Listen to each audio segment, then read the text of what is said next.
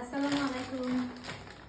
আজকে আবার দেখি হাজবেন্ডের হাসতে কাটে না আসতে হলে দেখি হাজবেন্ড কিনে আসছে ছোট্ট মুরগি একদম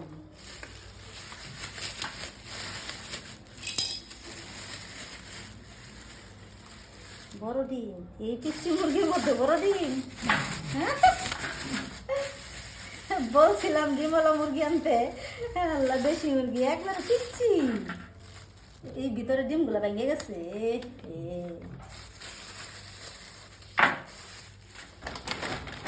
ভিতরে ডিম ভেঙে গেছে,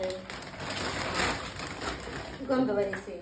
এই যে হাঁস, এটা হচ্ছে কি হাঁস বলে যেন, চীনা হাঁস।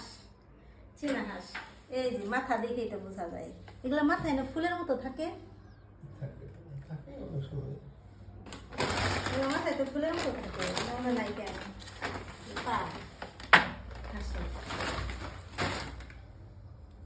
আরো বড় হইলে থাকতো।